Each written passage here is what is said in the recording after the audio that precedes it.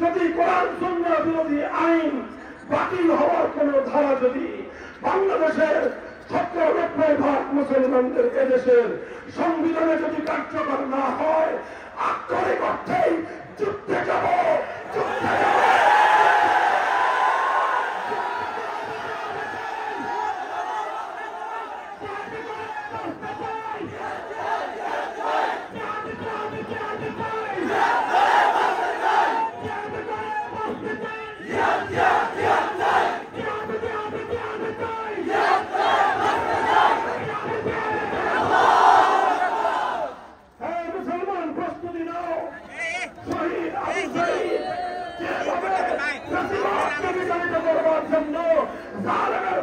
সঙ্গে গুপ্তচর করে দিয়েছিল বাংলার মাটিতে। আবু সাঈদ আছে না নাই? মনে রাখবে, আবু সাঈদ জীবন দিয়েছে, মরে যায় নাই। আবু সাঈদের প্রাণ প্রদীপ নিভে গিয়েছে, আবু সাঈদ মরে নাই। জীবন দিয়ে অমর হয়ে থেকেছে।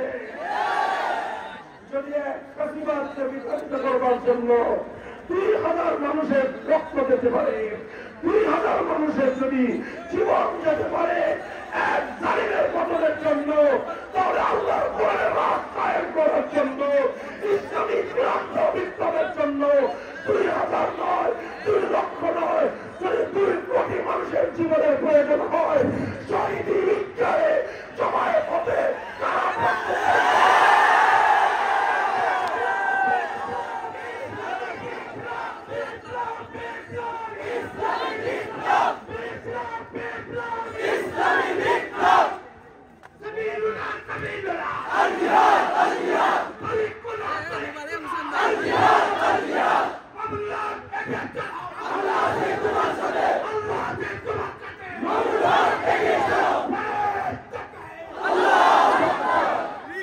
আমাদের কথা যথা সময়ে বলে রাখলাম।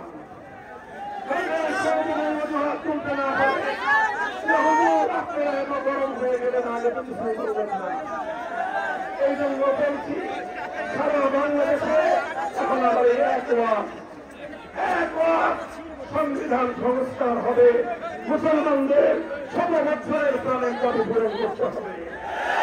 যদি পূরণ করতে রাষ্ট্র ব্যর্থ হয়, এই রাষ্ট্রের ব্যাপারে আমরা সিদ্ধান্ত নেব যে এই রাষ্ট্র নাবালক রাষ্ট্র। এই রাষ্ট্রকে কেন্দ্রে মুসলমানি করতে হয়, সেই মুসলমানি করার হাজম আমরা হয়ে যাব। প্রত্যেকে নিজ নিজ জায়গায় বসুন।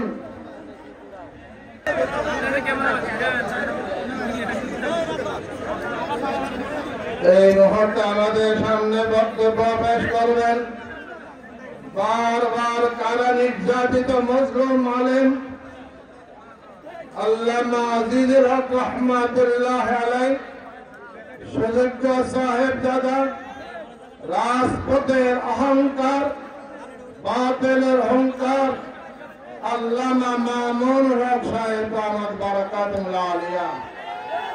আল্লামা মামুন হক সাহেব দামাত বারাকাতুল্লাহ আলিয়া।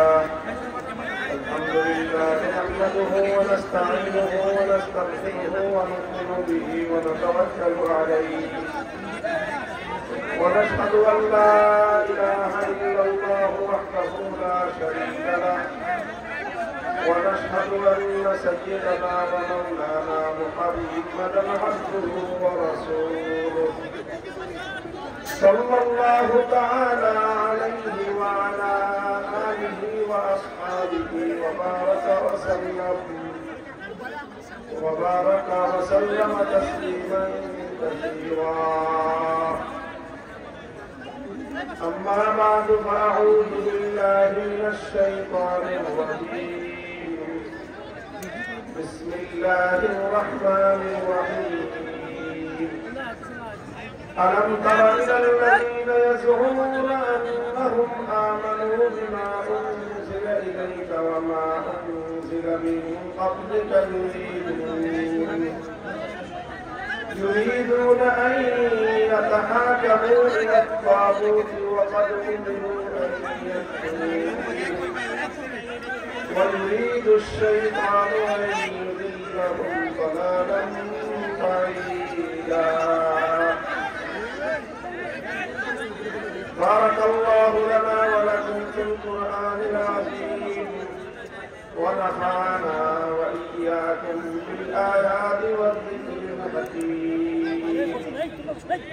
اللهم صل على محمد وعلى آل محمد كما صليت على إبراهيم وعلى آل إبراهيم إنك حميد مجيد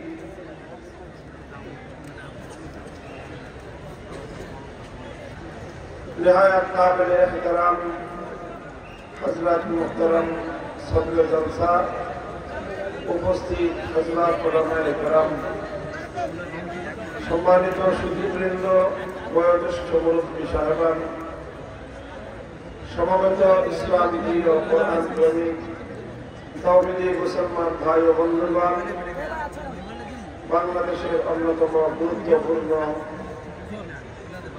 নগর কুমিল্লার বিভিন্ন স্তরের আমার এলাকাবাসী প্রান্তীয় ছাত্র বন্ধুগণ কুমিল্লা জেলার কওমি মাদ্রাসা সমূহের ঐক্যবদ্ধ সংগঠনের উদ্যোগে আয়োজিত আজকের আন্তর্জাতিক ইসলামী মহাসম্মেলনে দীর্ঘ সময় পর্যন্ত আপনারা দেশ খ্যাত হযরত ওলামায়ে কেরামের কাছ থেকে দীর্ঘ আলোকপাত শুনেছেন।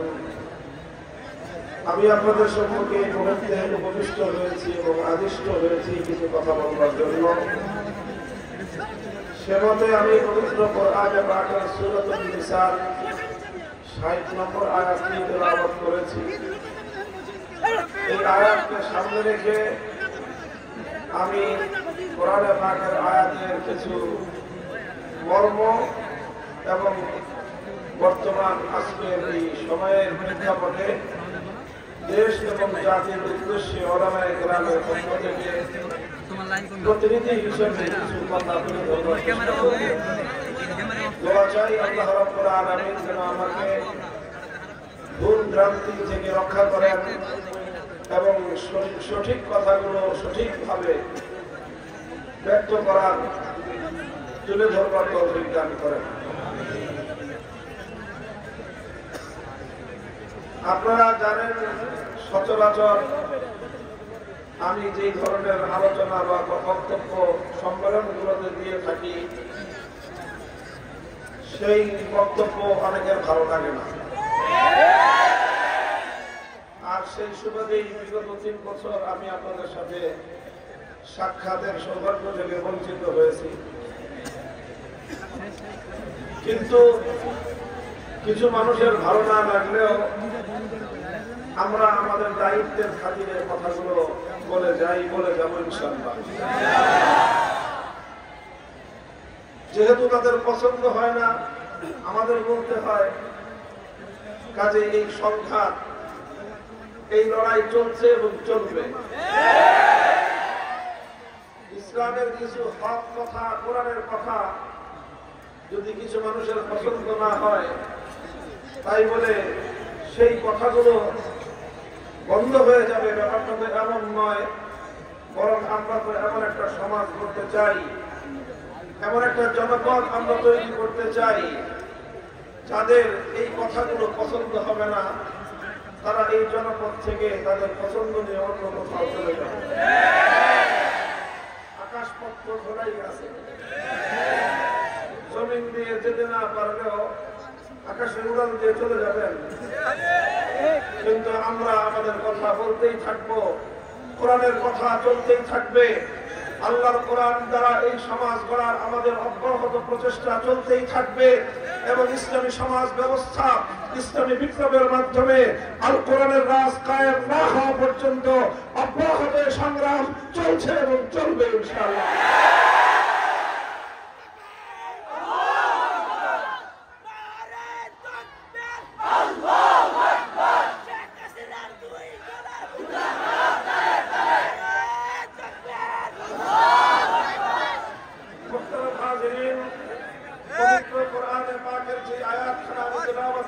আপনাদের সম্মুখে তেলাওয়াতকৃত আলোচ্য এই আয়াতের মধ্যে আল্লাহ রাব্বুল আলামিন এক শ্রেণীর মানুষের প্রতি অত্যন্ত রাগ এবং ক্ষোভ নিয়ে গোসা নিয়ে আল্লাহ প্রশ্ন রেখেছেন।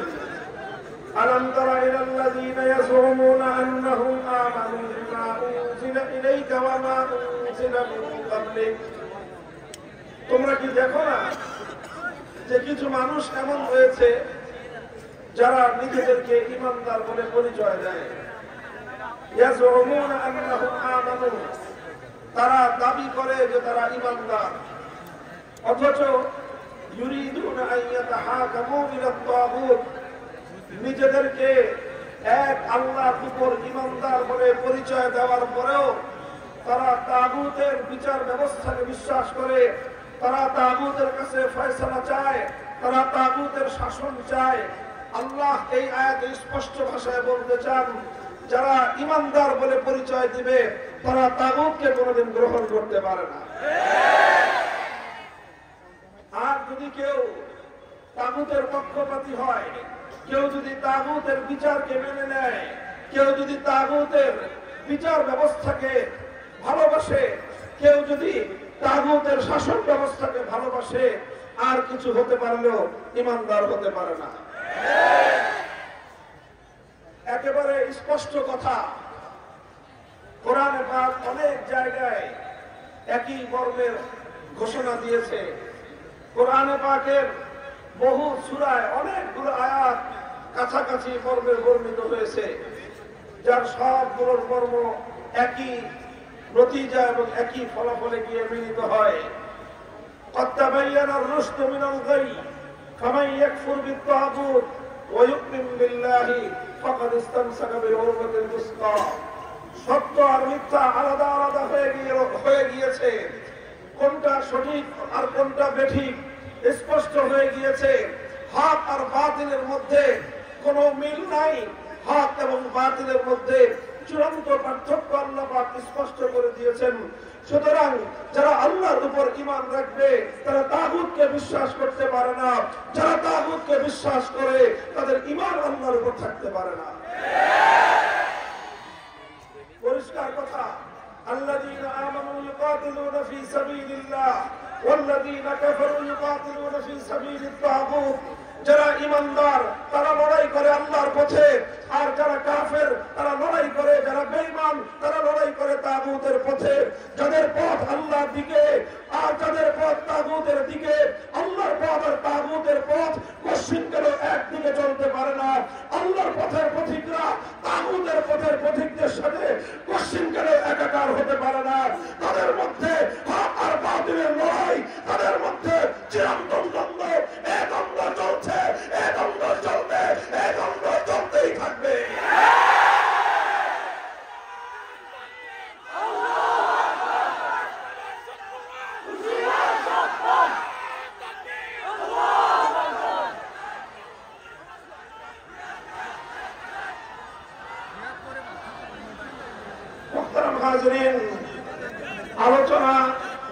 আলোচনা কিছু বিষয় বুঝবার আছে, কিছু বিষয় ধারণ করবার আছে, আর এর সবশেষে কিছু বিষয় করবার আছে।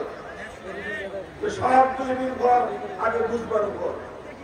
কাজেই কিছুক্ষণ ধৈর্য ধরে আপনারা আমার একটা কথা বুঝবেন, এরপরে বিষয়টা ধারণ করবেন, এরপরে কি করণীয় সেটা ইনশাআল্লাহ আমরা বলে দিব, সেই অনুযায়ী আপনারা পরবর্তী পদক্ষেপ নেবেন। প্রথম কথা হলো, কোরআনের এই আয়াতের মর্মটা আমাদেরকে বুঝতে হবে। আয়াতের মর্ম বুঝা নির্ভরশীল হলো কোরআনে পাকের বহুল ব্যবহৃত একটি পরিভাষা বুঝবার উপর। আল্লাহ পাক রব্বুল আলামিন কোরআনের অনেক জায়গায় অনেকগুলো আয়াতে তাগুত শব্দকে প্রয়োগ করেছেন, ব্যবহার করেছেন, এবং প্রতিটি জায়গায় তাগুতকে আল্লাহ পাক রব্বুল আলামিনের প্রতিদ্বন্দ্বী হিসেবে আখ্যায়িত করা হয়েছে। তাগুতকে আল্লাহর প্রতিদ্বন্দ্বী হিসেবে আখ্যায়িত করা হয়েছে। তাগুত বিষয়টাই এমন যেটা আমার আল্লাহ পাক রব্বুল আলামিনের সাথে কম্পিটিটিভ, যেটা আল্লাহর সঙ্গে প্রতিদ্বন্দ্বিতামূলক, অর্থাৎ সাদা এবং কালো যেমন একত্রিত হতে পারে না, আলো এবং অন্ধকার যেমন একসাথে বসবাস করতে পারে না, রাত আর দিন যেমন এক সময় একত্রিত হতে পারে না, ঠিক তদ্রূপ আল্লাহর উপর ঈমান এবং তাগুতের উপর বিশ্বাস একত্রিত হতে পারে না। কিন্তু দুঃখ এবং পরিতাপের বিষয় তেমনটাই যেমনটা আল্লাহ উল্লেখ করেছেন যে বহু মানুষ রয়েছে যারা নিজেদেরকে ঈমানদার বলে পরিচয় দেয়, অথচ তারা তাগুতকে বিশ্বাস করে। আল্লাহর উপর ঈমানদার বলে নিজেদেরকে পরিচয় দেয়, মুমিন বলে নিজেদেরকে পরিচয় দেয়, মুসলমান বলে নিজেদেরকে দাবি করে, অথচ তারা তাগুতকে বিশ্বাস করে। আল্লাহ বলতে চান যে আল্লাহর উপর বিশ্বাস, ঈমান এবং ইসলাম আর তাগুতের উপর বিশ্বাস পশ্চিমকালে এক হতে পারে না। আমাদেরকে প্রথমেই বুঝতে হবে মা মানা তাগুত, মা হুয়া তাগুত, তাগুতের পরিচয়, তাগুতের ডেফিনিশন, এর সংজ্ঞা বুঝতে হবে। তাগুত কাকে বলা হয়, তাহলে পরবর্তী আলোচনা বোঝা সহজ হবে। কোরআনে পাকের মধ্যে বহুল ব্যবহৃত এই শব্দটি কাদিমান ওয়া হাদিসান, যারাই কোরআনে পাকের তাফসীর নিয়ে আলোচনা করেছেন তারা সকলে এই শব্দের ব্যাখ্যা করেছেন, তারিফ করেছেন।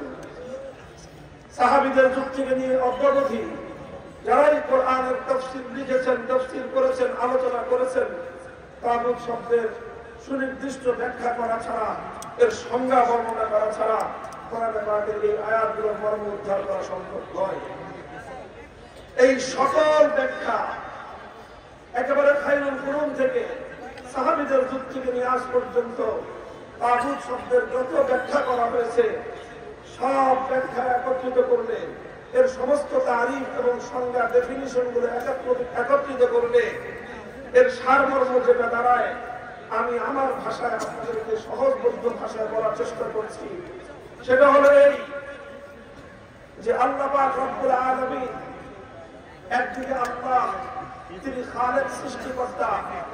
এই মহাবিশ্বের মধ্যে আল্লাহ ছাড়া যা আছে সব হলো গায়রুল্লাহ। কথাটা বুঝলেন? সিম্পল কথা, একটা সহজ কথা। এই গোটা বিশ্ব চরাচরে আল্লাহ ছাড়া যা আছে সব কি? জোরে বলেন।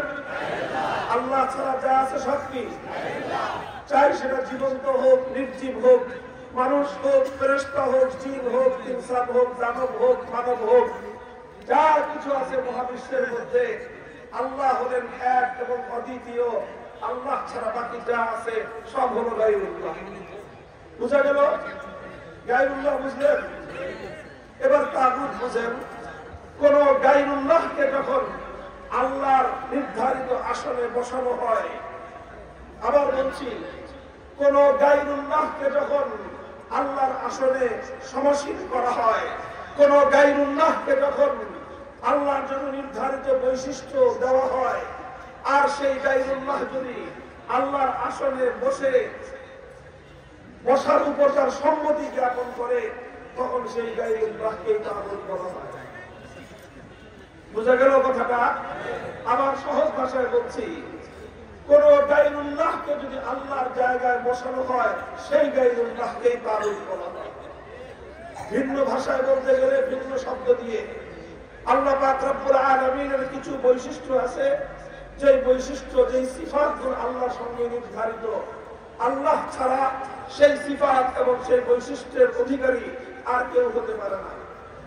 তো যেই বৈশিষ্ট্যগুলো আল্লাহর জন্য সুনির্ধারিত, সেই সকল বৈশিষ্ট্য সমূহের মধ্যে থেকে কোন একটি বৈশিষ্ট্য যদি কোন গায়রুল্লাহর জন্য অর্পণ করা হয়, কোন গায়রুল্লাহর জন্য সাব্যস্ত করা হয়, কোন গায়রুল্লাহর জন্য দাবি করা হয়, আর সেই গায়রুল্লাহ যদি তাতে সম্মত থাকে, সেই গায়রুল্লাহকে বলা হয় তাগুত। দৃষ্টান্ত দিয়ে বোঝাচ্ছি। যেরকম ধরেন মহাবিশ্বের মধ্যে ইবাদতের হকদার একমাত্র কে? আরো আসতে পারেন না, যুদ্ধ করতে হবে এটা নিয়ে আপনারা বেরিয়ে যেতেছে।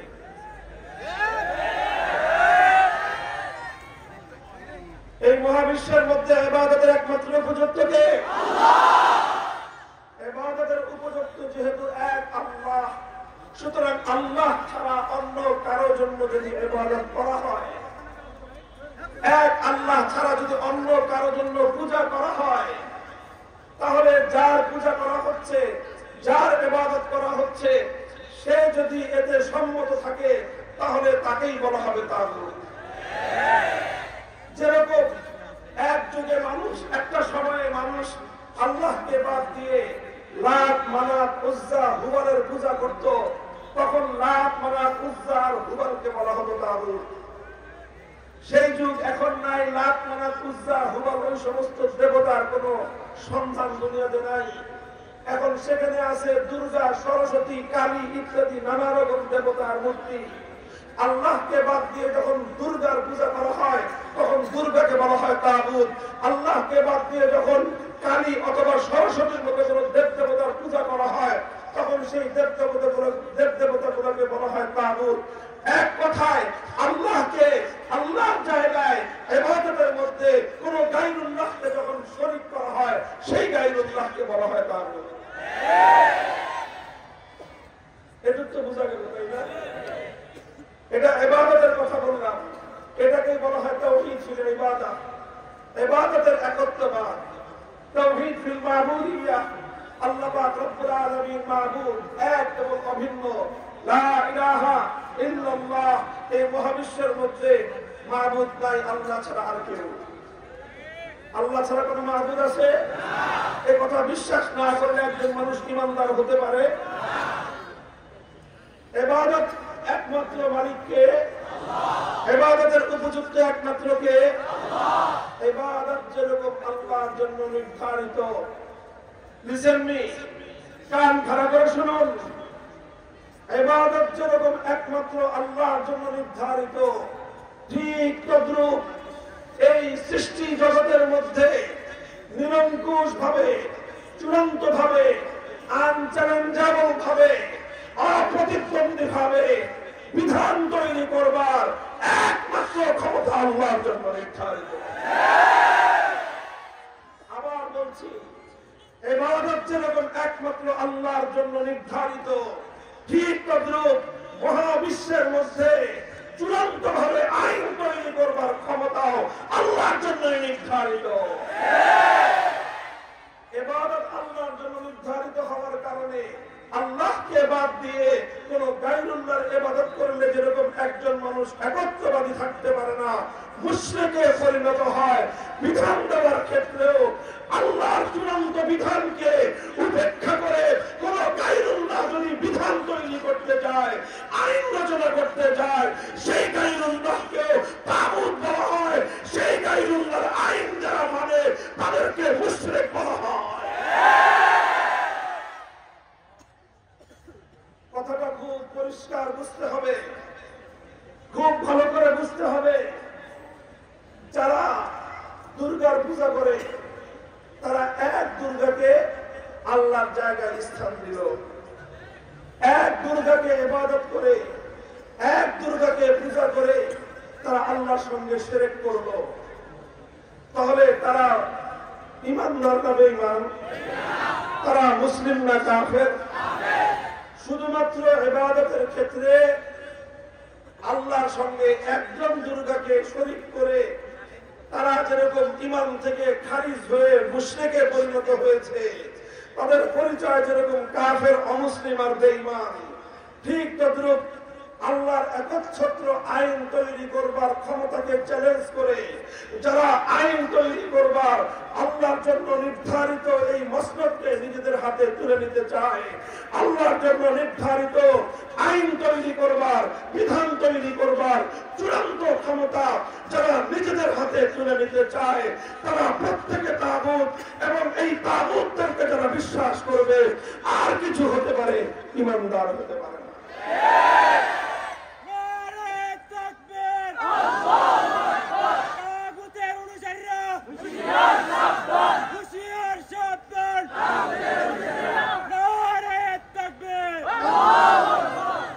মোহতারাম হাজিরিন, বড় দুঃখ এবং পরিতাপের সঙ্গে বলতে হয়, মুসলিম সমাজের মধ্যে এমন মুসলমান খুঁজে পাওয়া কঠিন যে মুসলমান দুর্গার পূজা করে।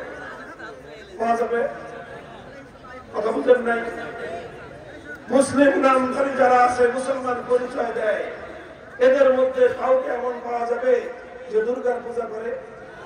মুসলিম নামধারী পরিচয়ধারীদের মধ্যে এমন কোন মানুষ পাওয়া যাবে না যে সরস্বতী অথবা কালীর পূজা করে। অথচ মুসলিম নামধারী মুসলমান পরিচয় ধারণকারী এই মানুষের মধ্যে শত শত নয়, হাজার হাজার নয়, লাখের কোটায় নয়, কোটি কোটি মুসলমান এমন পাওয়া যাবে যারা এক আল্লাহর আইনের পরিবর্তে শত শত তাগুতের বানানো আইনকে তারা বিশ্বাস করে। তাহলে একজন এক দুর্গাকে আল্লাহর সঙ্গে শিরক করলে যারা দুর্গার পূজা করে তাদেরকে আপনারা কি বলেন? তাদেরকে হিন্দু বলা হয়। কি বলা হয়? তারা হিন্দু ধর্মাবলম্বী, তারা মুসলিম নয়, তারা মুশরিক, তারা একত্ববাদী নয়। তাহলে একটা মূর্তিকে আল্লাহর সঙ্গে শিরক করবার কারণে যদি একজন মানুষ অমুসলিম আর কাফের হতে পারে, তাহলে যারা শত শত মানুষের কাছে আল্লাহর জন্য নির্ধারিত আইন তৈরি করবার ক্ষমতা হস্তান্তর করে, তারা হিন্দুদের চেয়ে ছোট মুশরিক হতে পারে না, বরং হিন্দুদের চেয়ে অনেক বড় মুশরিক এবং মুহতারাম হাজিরিন, আইন তৈরি করবার এই যে আল্লাহ পাক রব্বুল আলামিনের জন্য নির্ধারিত ক্ষমতা, এটাকেই বলা হয় চূড়ান্ত ক্ষমতা। একটু বুঝেন, আমি একটা কথা খুব বারবার একটা কথাকে আমি রিপিট করছি, সেটা হলো আল্লাহর জন্য নির্ধারিত আইন তৈরি করবার চূড়ান্ত ক্ষমতা। কোন ক্ষমতা? চূড়ান্ত ক্ষমতা কার জন্য নির্ধারিত? চূড়ান্ত ক্ষমতা অর্থ কি? চূড়ান্ত ক্ষমতা বলা হয় এমন একটা ক্ষমতাকে যেই ক্ষমতাকে কেউ চ্যালেঞ্জ করতে পারে না। আইন তৈরি করবার চূড়ান্ত ক্ষমতা কার? অর্থাৎ আল্লাহ যদি কোনো আইন তৈরি করেন, সেই আইনকে কেউ বাতিল করতে পারবে না। আল্লাহ যদি কোনো আইন তৈরি করেন, আল্লাহর আইনের উপর কেউ প্রশ্ন তুলতে পারবে না। আল্লাহ যদি কোনো আইন করেন, আল্লাহর সেই আইনের সাথে সাংঘর্ষিক আইন কেউ তৈরি করতে পারবে না। আল্লাহ যদি কোনো আইন তৈরি করেন, তাহলে আল্লাহর সেই আইনকে কেউ কটাক্ষ করতে পারবে না। আল্লাহ যে আইন তৈরি করবেন, সেই আইনকে কেউ বাতিল করতে পারবে না। এই ধরনের একটা নিরঙ্কুশ আর চূড়ান্ত ক্ষমতাই হলো কার? এটাকে আমরা আমাদের পরিভাষায় বললাম। এটাকে যদি আমরা রাষ্ট্রবিজ্ঞানের পরিভাষায় বলি, তাহলে এই ক্ষমতাটাকে বলা হয় সার্বভৌম ক্ষমতা, পাওয়ার অফ সভরেনিটি, অর্থাৎ সার্বভৌম চূড়ান্ত ক্ষমতা। বিধান তৈরি করবার ক্ষেত্রে, আইন তৈরি করবার ক্ষেত্রে এই সার্বভৌম ক্ষমতা ইসলাম বলেছে আল্লাহর জন্য নির্ধারিত। আর এটাকেই বলা হয় তাওহীদ ফিল হাকিমিয়া। কি বলা হয়? একটা হলো তাওহীদ ফিল ইবাদাহ, আর একটা হলো তাওহীদ ফিল হাকিমিয়া। ইবাদতের মধ্যে যেরকম আল্লাহর একত্ববাদকে বিশ্বাস না করলে একজন মানুষ ঈমানদার হতে পারে না, বিধান তৈরি করবার ক্ষেত্রে, আইন তৈরি করবার ক্ষেত্রে, হাকিমিয়তের ক্ষেত্রেও যদি কেউ এক আল্লাহর একত্ববাদকে বিশ্বাস না করে, হাজি গাজি ফাজি অনেক কিছু হতে পারে, ঈমানদার হতে পারে না। এই কথাগুলো আমার বানানো কোনো কথা নয়। এই কথাগুলো কোরআনের পাতায় পাতায়, আল্লাহ নবীর হাদিসের পাতায় পাতায়, তাফসীর এবং হাদিসের ব্যাখ্যা গ্রন্থের পাতায় পাতায় আছে। তবে আমরা এই কথাগুলো বলি না। এই কথাগুলো আমরা বলি না। কেন বলি না? বললে অনেক সমস্যা, এই জন্য বলি না। কেন বলি না? বলতে গেলে ঘরে ঘরে লড়াই বাঁধবে, এই জন্য আমরা বলি না। কিন্তু আমরা আর কতকাল ঈমানের সঙ্গে শিরকের এই সংঘাতের বিষয়ে নীরবতার ভূমিকা পালন করব? এটা আজকের ওলামায়ে উম্মতের কাছে আমার ছোট্ট জিজ্ঞাসা। নীরবতার এই বেদিয়ার ভাঙতে হবে, তাগুতের পরিচয় জাতির সামনে তুলে ধরতে হবে। তাগুতকে উদ্ধার করার জন্য একত্ববাদী মুওয়াহিদিনদেরকে, একত্ববাদে বিশ্বাসী ইমামদেরকে জোরালো পদক্ষেপ নিতে হবে। আল্লাহ নবীর হাদিস থেকে ছোট্ট একটা উদ্ধৃতি দেই। এই যে এটা যে শিরক, এটা যে আল্লাহ পাক রব্বুল আলামিনের সঙ্গে গায়রুল্লাহকে শিরক করা হয়। হযরত আদি ইবনে হাতিম রাদিয়াল্লাহু তাআলা আনহু আল্লাহ নবীর একজন সাহাবী, তিনি খ্রিস্টান ছিলেন।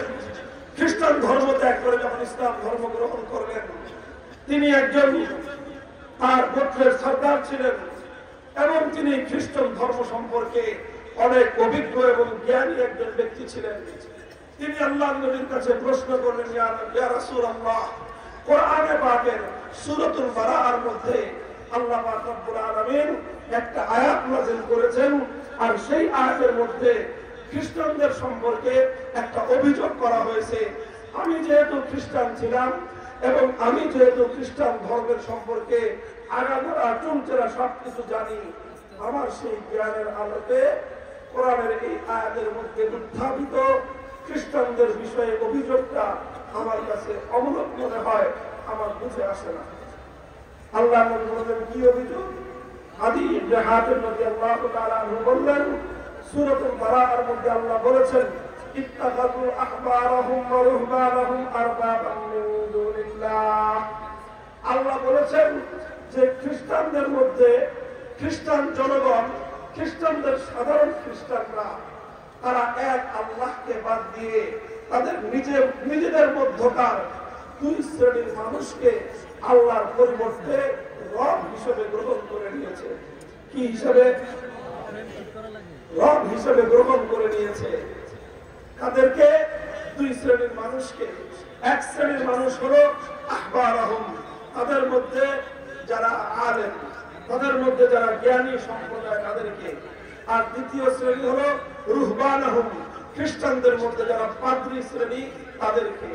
অর্থাৎ তারা তাদের জ্ঞানী সম্প্রদায়কে এবং তাদের পাদ্রী সম্প্রদায়কে, এই দুই সম্প্রদায়কে খ্রিস্টানরা আল্লাহর পরিবর্তে বা আল্লাহর জায়গায় আল্লাহর সমকক্ষ রব হিসেবে গ্রহণ করে নিয়েছে। আদি ইবনে হাতিম বললেন, ইয়া রাসূলুল্লাহ, আমি খ্রিস্টান ছিলাম, খ্রিস্টানদের সবকিছু রীতিনীতি আমার জানা আছে, খ্রিস্টানদের সমস্ত ধর্মীয় বিশ্বাস আমার জানা আছে। আমরা তো কোনোদিন কোন জ্ঞানী ব্যক্তিকে অথবা কোন পাদ্রীকে আমরা ইবাদত করি নাই, আল্লাহর জায়গায় তাদেরকে আমরা রব হিসাবে গ্রহণ করলাম কিভাবে? অথচ কোরআনে পাকের মধ্যে এই অভিযোগটা করা হয়েছে, আমার কাছে এই অভিযোগটা বুঝে আসলো না। রাসূল আকরাম সাল্লাল্লাহু আলাইহি ওয়াসাল্লাম তখন পাল্টা প্রশ্ন ছুড়লেন আদি ইবনে হাতিমের কাছে, আদি, তুমি আমাকে একটা প্রশ্নের জবাব দাও আগে, তারপরে আমি তোমার প্রশ্নের জবাব দিচ্ছি। তুমি বলো দেখি, তোমাদের খ্রিস্টান ধর্মের মধ্যে এমন কোন বিষয় ছিল কিনা, আলাস্তুম হারামতুম মা হারামুহু ওয়া আহলালতুম মা আহাল্লুহু, এমন বিষয় ছিল কিনা যে আল্লাহ কোন একটা জিনিসকে বৈধ বলে দিয়েছেন, অথচ তোমাদের জ্ঞানী আর তোমাদের পাদ্রী সম্প্রদায় মিলে সেই জিনিসটাকে আল্লাহর বিধানের বিরুদ্ধে গিয়ে অবৈধ ঘোষণা করে দিত, অথবা উল্টাটা কোন একটা জিনিসকে আল্লাহ অবৈধ এবং বেআইনি করে দিয়েছে, অথচ তোমাদের জ্ঞানী এবং পাদ্রী সম্প্রদায় মিলে সেই অবৈধ বেআইনি জিনিসটাকে তারা সমাজের প্রয়োজনে নিজেদের ইচ্ছায় নিজেদের স্বার্থে তারা সেটাকে বৈধ এবং আইনসম্মত বলে ঘোষণা করে দিত। আর তারা যখন সম্মিলিতভাবে জ্ঞানী আর পাদ্রী সম্প্রদায় মিলে কোন একটা জিনিসকে বৈধ বলে দিত, তোমরা সাধারণ খ্রিস্টানরা সেটাকে বৈধ বলে গ্রহণ করে নিতে, তারা কোন একটা জিনিসকে অবৈধ বলে দিলে তোমরা সেটাকে অবৈধ এবং বেআইনি বলে গ্রহণ করে নিতে। এইরকম প্রবণতা তোমাদের মধ্যে ছিল কিনা?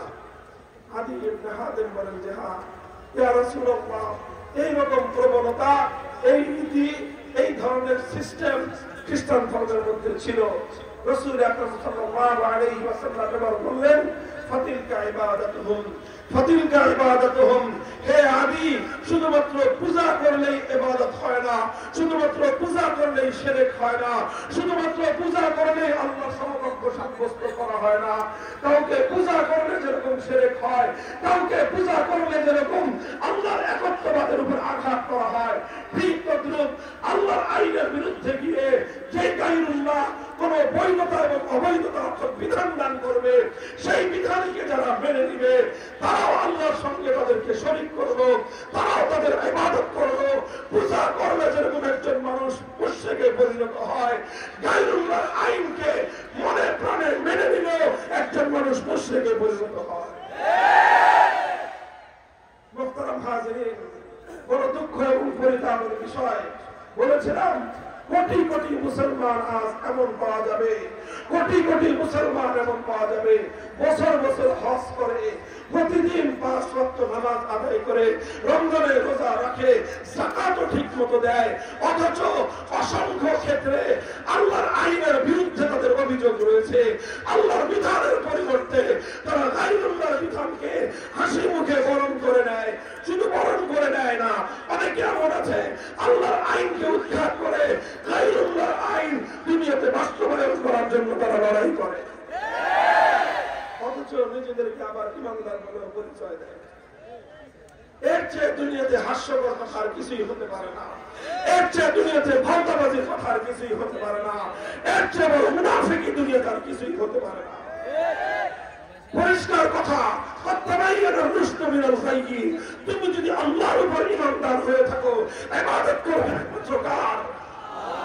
তুমি যদি আল্লাহর উপর ইমানদার হয়ে থাকো, ইবাদত করবে একমাত্র কার? তুমি যদি এক আল্লাহর উপর ইমানদার হয়ে থাকো, তাহলে চূড়ান্ত ভাবে আইনদাতা হিসেবে বিশ্বাস করবে কাকে? আল্লাহ আমাদেরকে বুঝবার তৌফিক দান করেন। এই কথাটা আমি কেন বলতেছি? দুইটা কারণে বলতেছি। এক তো হলো আজ বর্তমানে যুব প্রজন্মের মধ্যে, ইয়াং জেনারেশনের মধ্যে বিপুল ভাবে স্কুল কলেজ ইউনিভার্সিটির ছাত্রদের মধ্যে তাওহীদ এবং শিরকের এই কনসেপ্ট তারা জানতে চেষ্টা করতেছে, বিভিন্ন জায়গা থেকে তারা জানতেছে, বুঝতেছে। উলামায়ে কেরামের উচিত তাগুত সম্পর্কে এই জাতিকে অবহিত করা। তাগুতের ধারণা যদি উলামায়ে কেরাম এই যুব সম্প্রদায়কে সঠিকভাবে না দেয়, তাহলে এই যুব সম্প্রদায় তারা কিন্তু বসে থাকবে না, তারা কিন্তু আজ প্রস্তুত হচ্ছে সমাজ থেকে সকল প্রকার তাগুতকে উৎখাত করার জন্য। আপনারা যদি তাদেরকে সঠিক দিক নির্দেশনা না দেন, তারা স্বেচ্ছায় তাগুতের বিরুদ্ধে লড়াই করার জন্য রণাঙ্গন তৈরি করবে, যুদ্ধের ময়দান তারা তৈরি করে দিবে।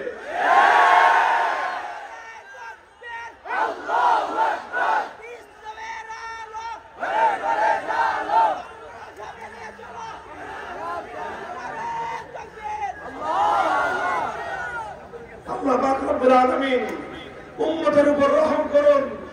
উম্মতে মুহাম্মাদিয়ার মধ্যে আল্লাহর আইনের পরিবর্তে কোন মানুষের বানানো আইন দ্বারা সমাজ বিচার হওয়া, সমাজ শাসিত হওয়া, সমাজের মধ্যে আল্লাহর আইনের পরিবর্তে কোন গায়রুল্লাহর আইন কার্যকর থাকা, এই অভিশাপ মুসলমানদের মধ্যে একসময় ছিল না।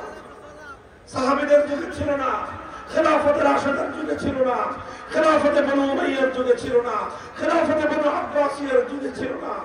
শেষ পর্যন্ত খেলাফতে বনু আব্বাসিয়ার যুগে মুসলমানদের উপর এক ফিতনা আসে। সেই ফিতনার নাম হলো তাতারি ফিতনা। তাতারিরা, এই মঙ্গোলিয়ানরা মুসলমানদের উপর আগ্রাসন চালায়, বাগদাদকে ধ্বংস করে, মুসলমানদেরকে ব্যাপক হত্যাযজ্ঞ করে বিশাল মুসলিম এলাকা তারা দখল করে নেয়। দখল করেই ক্ষান্ত হয় নাই, সর্বপ্রথম এই তাতারিদের মাধ্যমে মুসলিম জাতির উপর এই অভিশাপ নেমে আসে। তাতারিরা, তাদের যে নেতা চেঙ্গিস খান, এই চেঙ্গিস খানের বানানো আইনের একটা বই ছিল, সেই বইটাকে ইতিহাসের পাতায় বলা হয় ইয়াসেট। এই ইয়াসেট নামক চেঙ্গিস খানের রচিত আইন মুসলিম সমাজের মধ্যে তারা কার্যকর করে দেয়। এই মুসলমানদের উপরে অভিশাপ আসে। অভিশাপ আসার পর এই ভয়ঙ্কর বিপদ মুসলমানদের উপর চেপে বসবার পর, এই বিপদটা ছিল বাগদাদের বিপর্যয়ের চেয়ে বড় বিপদ। মুসলমানদের লক্ষ লক্ষ মুসলমানকে হত্যা করার চেয়েও মুসলমানদের জন্য বড় বিপদ ছিল আল্লাহর আইনকে উৎখাত করে চেঙ্গিস খানের আইনকে সেই জায়গায় কার্যকর করা। উলামায়ে উম্মত বসে থাকেন নাই। কঠিন অবস্থায় তারা চেঙ্গিসি এই আইনকে, চেঙ্গিসি এই বিধানকে মোকাবেলা করার জন্য জিহাদের ময়দানে নেমেছেন, রক্ত দিয়েছেন, শাহাদাত বরণ করেছেন, জুলুম নির্যাতন সহ্য করেছেন। মানব রচিত চেঙ্গিসি আইনকে তারা মেনে নেন নাই। এমনকি শাইখুল ইসলাম ইবনে তাইমিয়া রাহমাতুল্লাহ আলাইহি এই তাতারীদের বিরুদ্ধে লড়াই করতে গিয়ে, সংগ্রাম করতে গিয়ে একবার নয়, দুইবার নয়, 6বার কারারুদ্ধ হয়েছেন। জীবনের মূল সময়টাকে কারাগারে বন্দী অবস্থায় কাটিয়ে দিয়েছেন। গায়রুল্লাহর আইনকে তারা মেনে নেন নাই। তাদের এই ত্যাগ, তাদের কোরবানি, তাদের আত্মদান, তাদের শাহাদাত, তাদের রক্তের বিনিময়ে একসময় আল্লাহ পাক রব্বুল আলামিন এই অভিশাপকে আবার তুলে নেন। মুসলিম উম্মার মধ্যে আবার মানব রচিত আইন উৎখাত হয়ে আল্লাহর আইনের যুগ ফিরে আসে এবং তাতারীরা ব্যাপকভাবে ধ্বংস হয়। আর অনেক তাতারীরা ইসলাম গ্রহণ করে মুসলমানদের মধ্যে শামিল হয়ে যায় এবং আল্লাহর জমিন থেকে, মুসলিম সমাজ থেকে আল্লাহর আইনকে উৎখাত করে মানব রচিত আইন তৈরি করবার অভিশপ্ত ধারা আবার দূর হয়ে যায়। ইতিহাস বলছি সংক্ষিপ্ত।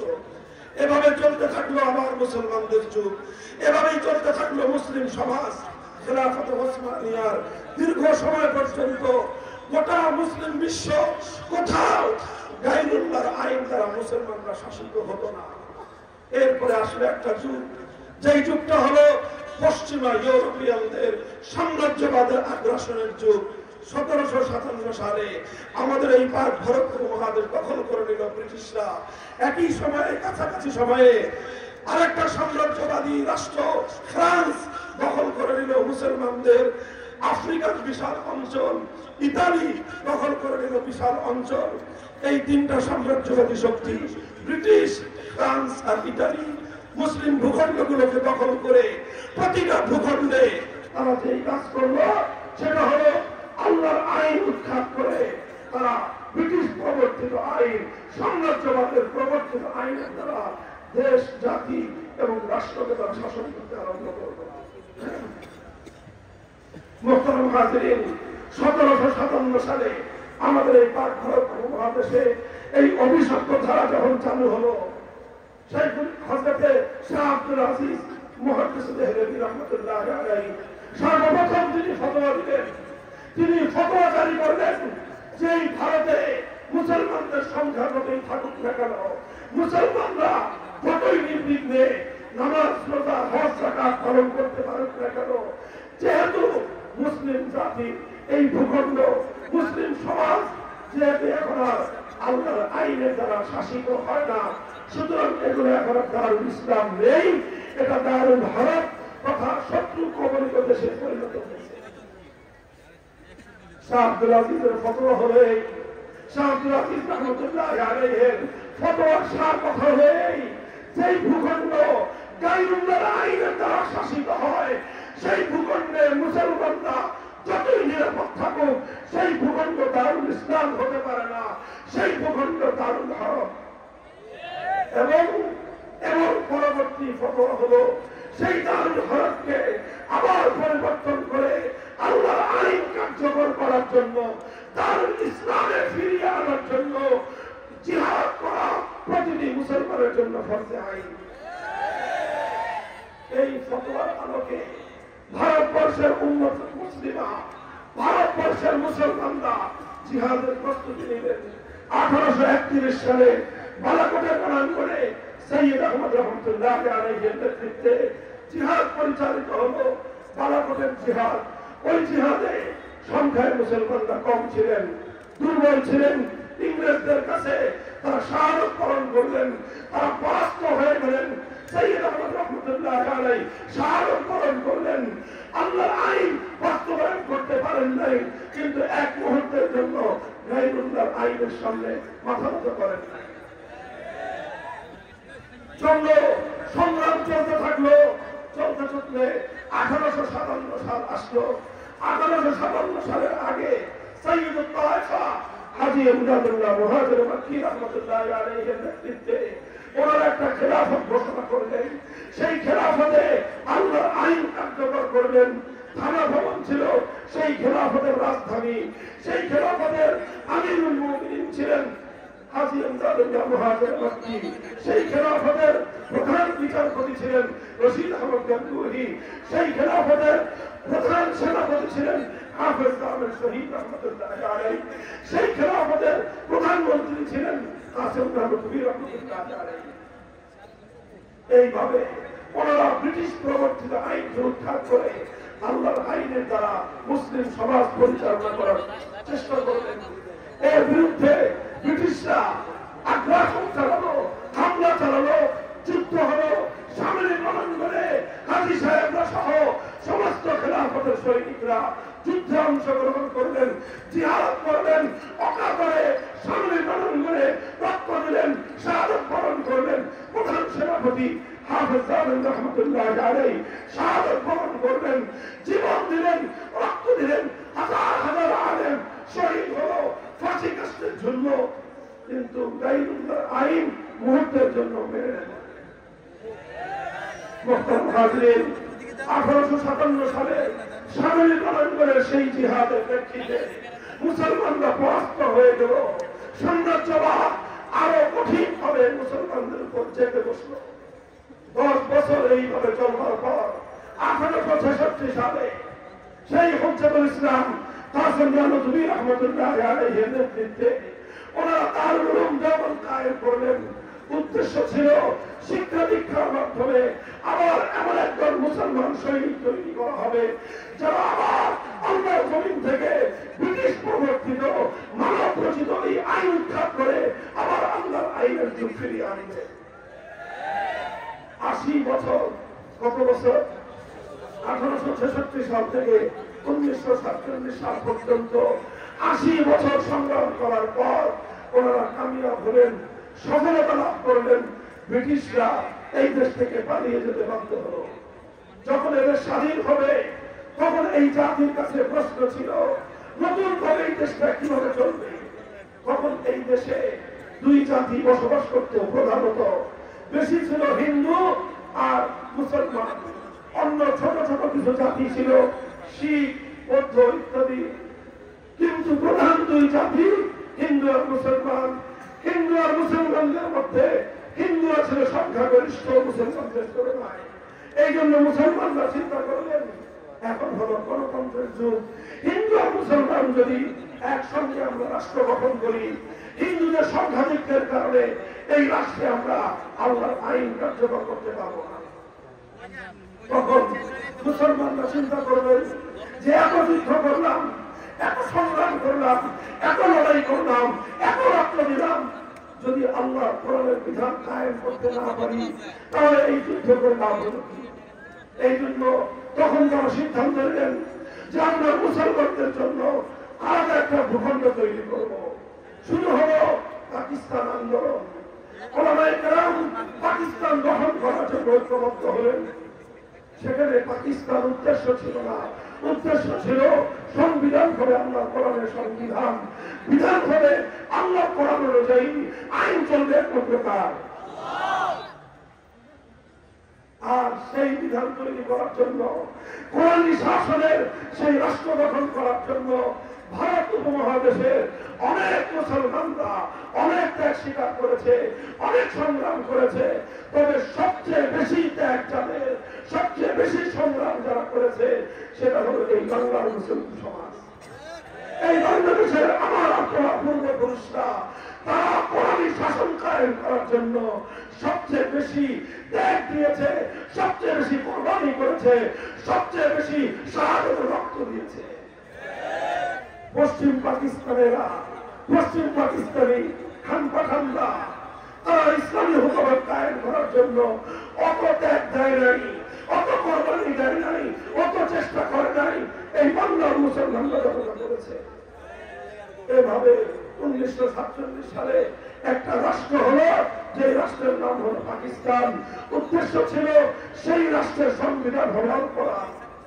কিন্তু দুর্ভাগ্য আমাদের, সেই রাষ্ট্র গঠন করার পরে সেই রাষ্ট্রের যারা শাসক ছিলেন তারা কোরআনী সংবিধান কায়েম করলেন না, তারা ইসলামী শাসনতন্ত্র দিলেন না, তারা নিজামে ইসলাম কায়েম করলেন না। কায়েম না করে তারাও আবার সেই নতুন করে সেই পুরাতন ব্রিটিশ প্রবর্তিত আইনের দ্বারা রাষ্ট্র শাসন করতে আরম্ভ করলেন। ওলামায়ে কেরাম তাদেরকে বারবার বুঝালেন, বারবার বললেন জাতির সঙ্গে যে ওয়াদা করেছেন যে কোরআনী শাসন কায়েম করবেন সেই ওয়াদা বাস্তবায়ন করেন। শাসকরা তখন বলতো যে হুজুর, রাষ্ট্রটা এখনো শিশু রাষ্ট্র, কিছুদিন সময় দেন, এই রাষ্ট্রটা একটু বড় হলে আমরা এখানে কোরআনী শাসন কায়েম করব। হুজুররা কিছুদিন সহ্য করলেন, বছর যায়, 3 গড়ায়, 10 বছর, 15 বছর, 20 বছর। শাসকদেরকে বলা হলো যে আপনারা কোরআনী শাসন কায়েম করেন না কেন? বলে যে শিশু রাষ্ট্র।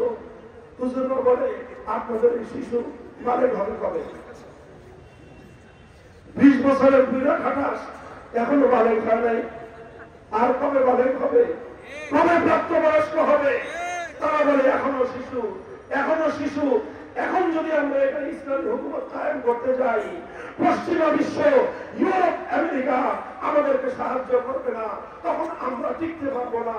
এই অজুহাত দেখায় বারবার পশ্চিম পাকিস্তানি বিশ্বাসঘাতক গাদ্দার শাসকরা এদেশের মুসলিম সমাজের সঙ্গে গাদ্দারি করেছে।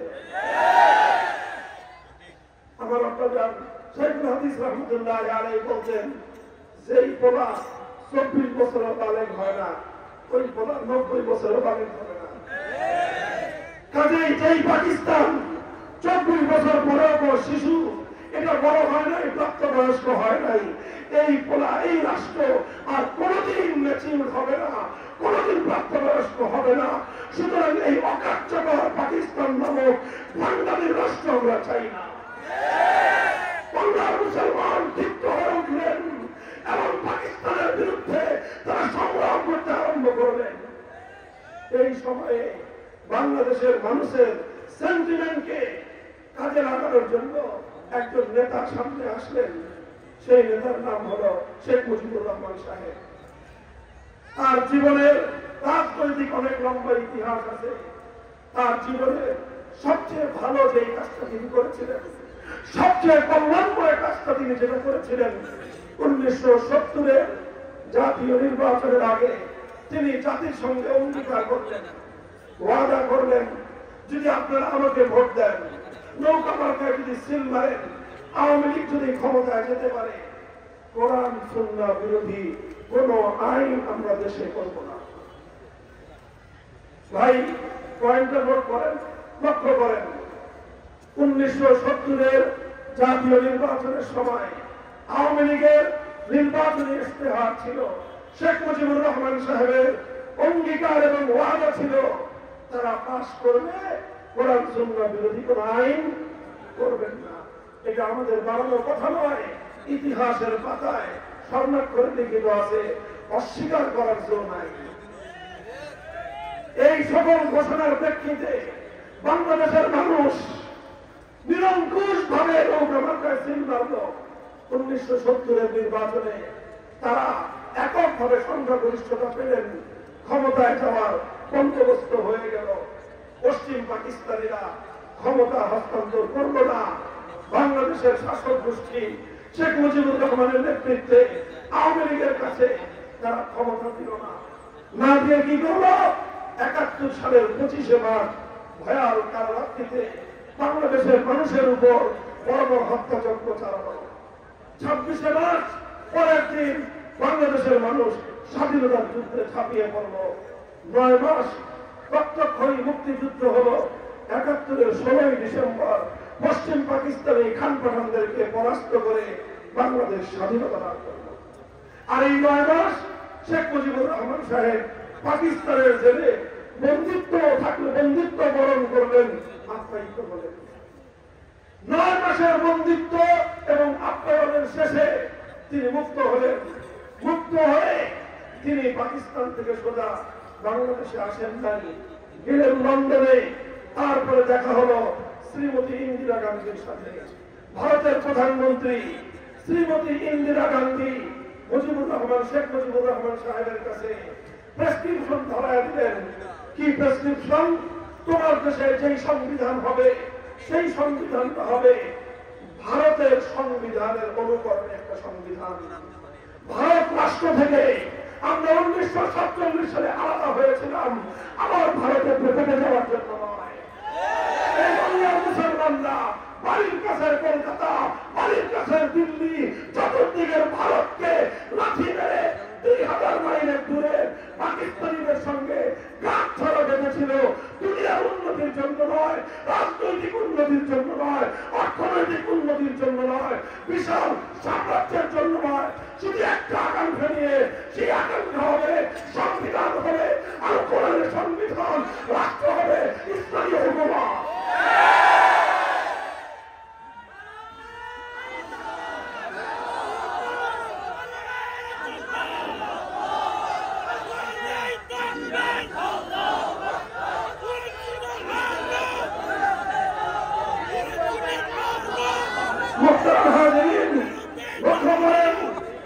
শেখ মুজিবুর রহমান সাহেব 1971 স্বাধীনতার কিছুদিন পর মুক্তি পেয়ে তিনি যখন বাংলাদেশে আসলেন, ততদিন 71 সাল শেষ হয়ে 72 সাল শুরু হয়ে গেছে। 72 সালে তিনি একটা সংবিধান প্রণয়ন করলেন। কিছু মানুষের দ্বারা একটা সংবিধান এই জাতির কাঁধের উপর চাপিয়ে দিলেন। যেই সংবিধানের মধ্যে চারটা মূলনীতি ছিল, সবগুলো মূলনীতি ইসলাম পরিপন্থী মূলনীতি। সেই চার মূলনীতি ছিল গণতন্ত্র, সমাজতন্ত্র, ধর্মনিরপেক্ষতাবাদ, জাতীয়তাবাদ। এভাবে ধর্মনিরপেক্ষতা নামক একটা কুফরি মতবাদ তিনি জাতির উপর চাপিয়ে দিলেন। আর এই সংবিধান প্রণয়নের মাধ্যমে তিনি 70-এর জাতীয় নির্বাচনের আগে যে ওয়াদা করেছিলেন, যে অঙ্গীকার করেছিলেন, সেই ওয়াদা ভঙ্গ করলেন, জাতির সঙ্গে গাদ্দারি করবেন। 72-এর সংবিধান ছিল জাতির সঙ্গে গাদ্দারির সংবিধান। 72-এর সংবিধান ছিল 71-এর মুক্তিযুদ্ধের পরিপন্থী চেতনার সংবিধান। 72-এর সংবিধান ছিল মুসলমানদের হাজার বছরের ইচ্ছা এবং অভিপ্রায়কে পথদলিত করে ভারতের নানা রাষ্ট্র প্রতিষ্ঠার সংবিধান।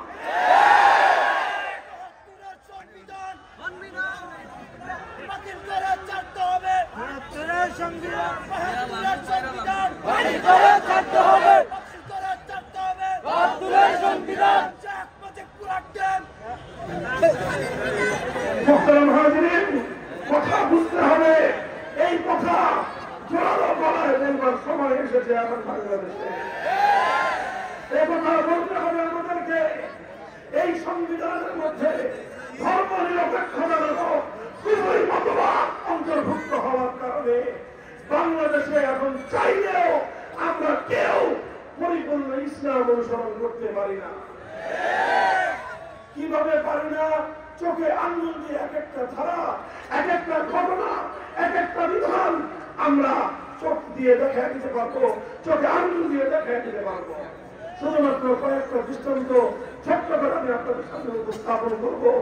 দেখেন, সংবিধান যেভাবে আছে সেভাবে চলতে হয়। 1975 সালে এই যে 72 সালে যে গাদ্দারি করেছিল শেখ মুজিবুর রহমান সাহেব, বিশ্বাসঘাতকতা করেছিলেন, জাতির সঙ্গে কোরআন সুন্নাহ বিরোধী আইন তৈরি না করবার অঙ্গীকার করে তিনি সংবিধানটা করলেন কুফরি সংবিধান। এর চরম মাসুল তাকে দিতে হয়েছিল 75-এর 15ই আগস্ট। গাদ্দারির ফসল ছিল সেটা, জাতির সঙ্গে বিশ্বাসঘাতকতার ফসল ছিল সেটা।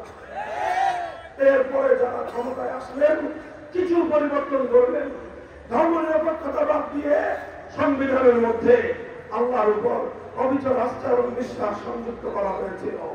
সংবিধানের শুরুতে বিসমিল্লাহির রহমানির রহিম সংযুক্ত করা হয়েছিল। এটা একটা গোটামিল ছিল। কুফরি কিছু বিধান বাকি রেখেছেন, ইসলামের বিধানকে অন্তর্ভুক্ত করেছেন, কিন্তু ইসলামের বিধানটাকে কখনোই পরিপূর্ণভাবে বাংলাদেশে আর কার্যকর করা হয় নাই। এরপরে আবার এই ধর্মনিরপেক্ষতাবাদী ফ্যাসিবাদী সরকার ক্ষমতায় আসার পর আল্লাহর উপর আস্থা, অবিচল আস্থা এবং বিশ্বাস আবার সংবিধান থেকে তুলে দিয়ে আবার সেই কুফরি ধর্মনিরপেক্ষতাকে ফিরিয়ে এনেছে। এই চলতে চলতে চলতে চলতে এখনো পর্যন্ত আমার দেশ সেই কুফরি সংবিধান অনুযায়ী চলছে। এই কারণে চাইলেও বাংলাদেশের অনুসরণ করতে পারে না। বলবেন কিরকম? ছোট্ট একটা দৃষ্টান্ত দেই। বাংলাদেশের কোন আলেম, কোন মৌলানা সাহেব, কোন আল্লামা, কোন মুফতি যদি বাংলাদেশে মন্ত্রিত্ব গ্রহণ করতে চান, মন্ত্রী হতে চান, রাষ্ট্রীয় সংবিধানের বাধ্যবাধকতার কারণে তাকে মৃত মানুষের স্মৃতির উদ্দেশ্যে পুষ্পস্তবক অর্পণ করতে হয়, ফুলের তোড়া দিতে হয়, যেটা 4 মাসের ঐক্যবদ্ধ ফটো অনুযায়ী হারাম। এই হারাম কাজ বাধ্যতামূলক ভাবে করতে হয়। আরো অনেক কিছু করতে হয়। যেমন ছোট্ট একটা দৃষ্টান্ত দেই। বাংলাদেশে একটা ইসলামী সংগঠন ছিল, ইসলামী শাসনতন্ত্র আন্দোলন। নাম মনে আছে আপনাদের? এটা বাংলাদেশের শীর্ষ ওলামায়ে কেরাম শাইখুল হাদিস আল্লামা ফিজুল হক রাহমাতুল্লাহি আলাইহি, পীর সাহেব চরমনাই মরহুম সৈয়দ ফজলুল করিম রাহমাতুল্লাহি আলাইহি, বাইতুল শরফের পীর সাহেব আব্দুল জব্বার রাহমাতুল্লাহি আলাইহি, মরহুম আব্দুল গফফার রাহমাতুল্লাহি আলাইহি, মরহুম হযরত মাওলানা দেওয়ার হোসেন সাঈদী রাহমাতুল্লাহি আলাইহি মিলে এই ইসলামী শাসনতন্ত্র আন্দোলন গঠন করেছিলেন। কেন? যে আমরা কুফরি সংবিধান, কুফরি শাসনতন্ত্র পরিবর্তন করে ইসলামী শাসনতন্ত্রের দ্বারা দেশ চালাবো।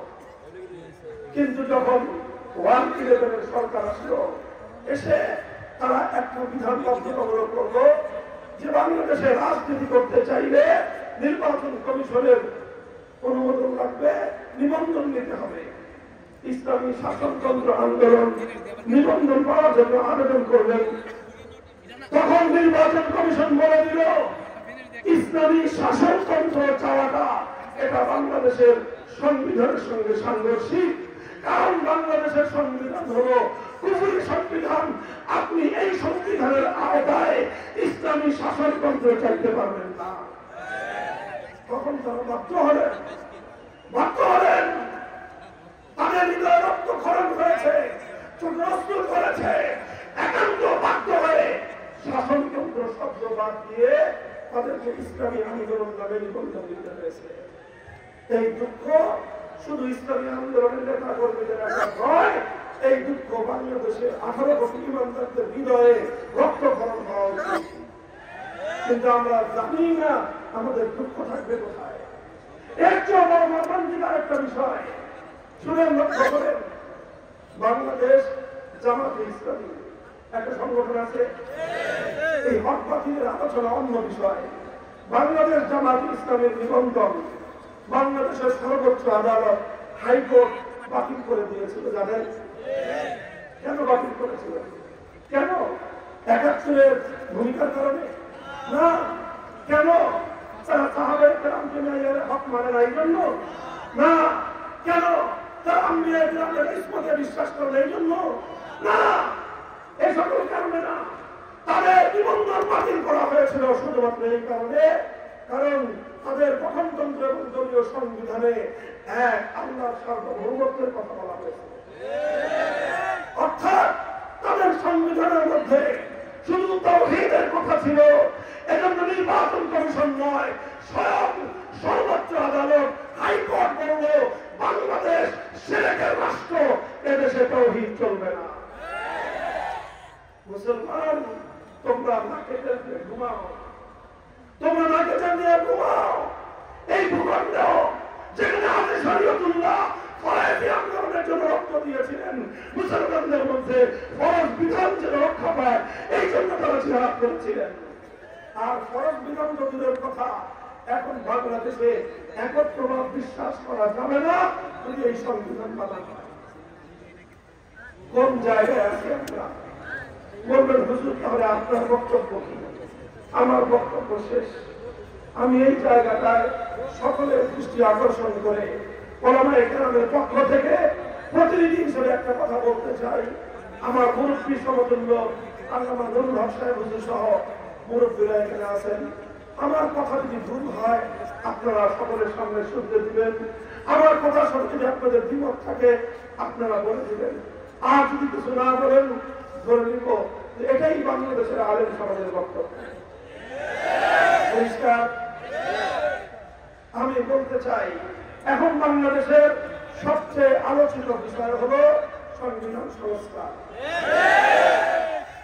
সংবিধান সংস্কারের জন্য আমাদের আলেম সুযোগ আসবে কথা বলা, টেবিলে আমরা কিছু বলবো, কিছু গবেষণাপত্র দাখিল করব, অনেক লম্বা লম্বা বক্তব্য সহ সংবিধান সংস্কারের অনেক প্রস্তাব দিব, সেগুলো সব আপন জায়গায় ঠিক আছে। কিন্তু একটা কথা শুধু টেবিলে বদ্ধ ঘরে বলবো না, বাংলার আকাশ বাতাস প্রকম্পিত করে একটা কথা বলতে চাই। সেই কথাটা হবে এই বাংলার মাটিতে আমরা সংবিধানের মধ্যে এমন একটা ধারা সংযুক্ত দেখতে চাই, সেই ধারাটা হবে সার্বভৌমত্বের মালিককে। সুতরাং আল্লাহর সার্বভৌমত্বের বিরুদ্ধে, আল্লাহর আইনের বিরুদ্ধে যে কোনো আইন হবে, যে কোনো নীতিমালা হবে, যে কোনো বিধান হবে, সমস্ত বিধান বাংলার মাটিতে অকার্যকর এবং বাতিল হবে।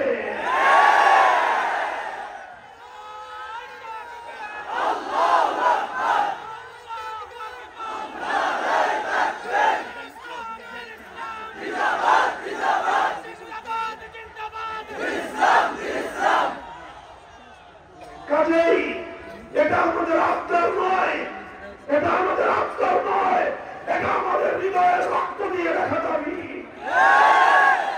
আমরা বলতে চাই 5ই আগস্টের বিপ্লবের পর বাংলাদেশ আজ এই দাবির উত্থাপন করার জন্য উপযুক্ত পটভূমি তৈরি হয়েছে। 5ই আগস্টের বিপ্লবের স্বরূপ যদি কেউ বুঝতে চান, বিপ্লবের প্রতীক যদি দেখতে চান, তাহলে আমি বলবো দুপুরের পর থেকে নিয়ে আসর পর্যন্ত 1 থেকে 1.5 ঘন্টার বাংলাদেশ দেখুন। 5ই আগস্ট 2024 সালের দুপুর 2টো থেকে 3টা-4টা পর্যন্ত 2 ঘন্টার বাংলার টেকনাফ থেকে তেঁতুলিয়া দেখুন। একটা দৃশ্য সকলের চোখে পড়বে, সকলের কানে বাজবে। সেটা হলো 15 বছরে গোটা বাংলাদেশে শেরকের মতো গতি মূর্তি তৈরি করা হয়েছিল। বাংলার শাহজালালের সন্তানেরা, বাংলার বিরুদ্ধে হিন্দু জনতা 2 ঘন্টার মধ্যে সমস্ত মূর্তি ভেঙে বঙ্গোপসাগরে ভাসিয়ে দিয়েছে।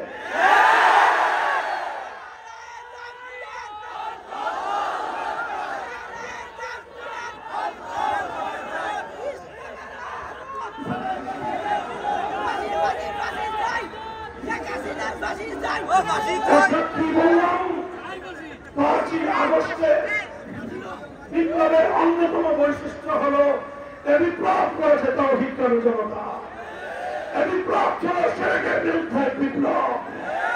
কাজেই এটাকে আমি এখনই পূর্ণাঙ্গ ইসলামী বিপ্লব বলতে চাচ্ছি না, তবে অবশ্যই এতটুকু বলবো, এ বিপ্লব ইসলামী বিপ্লব না হলেও এ বিপ্লব ইসলামী বিপ্লবের পূর্বাভাস।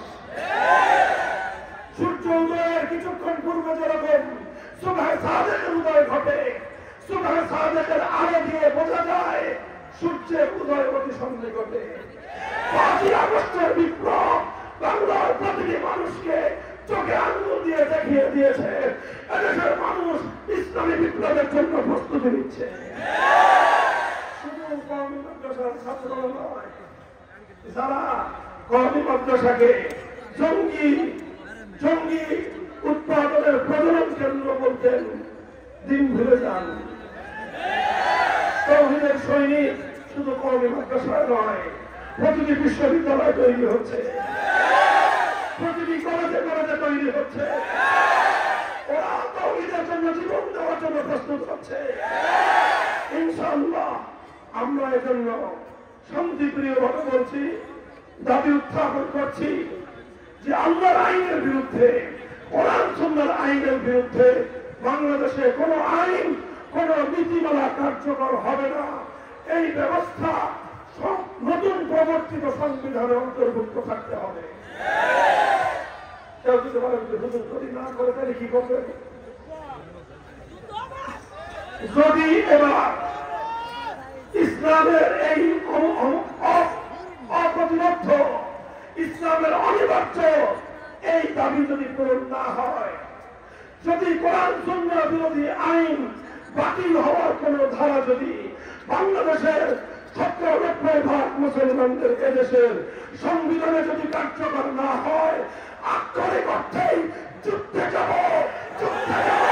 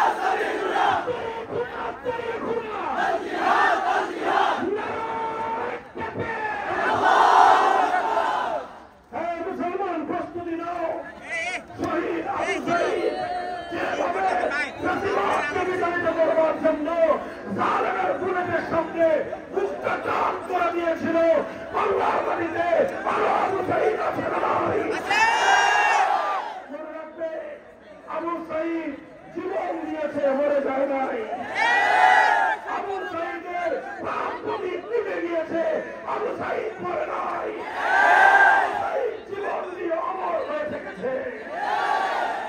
যদি ফ্যাসিবাদকে বিতাড়িত করবার জন্য 2000 মানুষের রক্ত যেতে পারে, 2000 মানুষের যদি জীবন যেতে পারে এক জালিমের পতনের জন্য, তাহলে আল্লাহর কোরআনের রাত কায়েম করার জন্য, ইসলামী ক্রান্ত বিপ্লবের জন্য 2000 নয়, 2 লক্ষ নয়, যদি 2 কোটি মানুষের জীবনের প্রয়োজন হয়, শহীদি বিজ্ঞানে জমায়েত হতে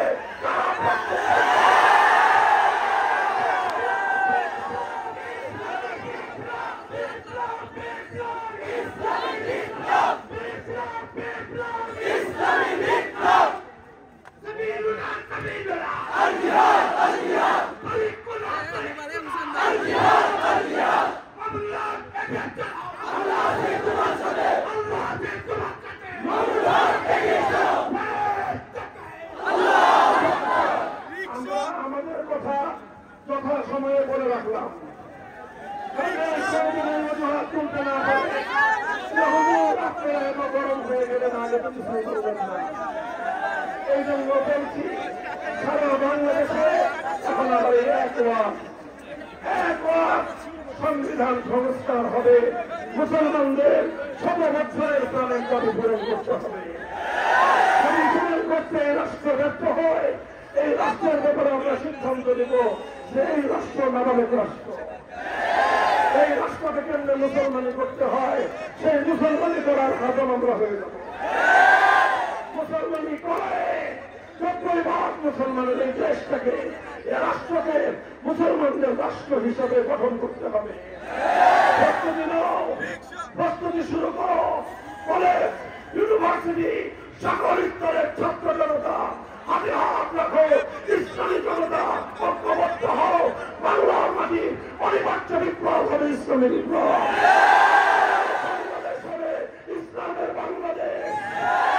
শাসনতন্ত্র হবে ইসলামের শাসনতন্ত্র, হবে আল কোরআনের সংবিধান। রাজনীতি হবে খেলাফতের রাজনীতি। আল্লাহ পাক কবুল করেন, তৌফিক দান করেন। যা বললাম যেন মুখের কথা হিসেবে না হয়, হৃদয়ের আওয়াজ যেন হয়, সেই দোয়া চাই। وآخر دعوانا الحمد لله رب العالمين والسلام عليكم ورحمة الله. سبحان الله وبحمده.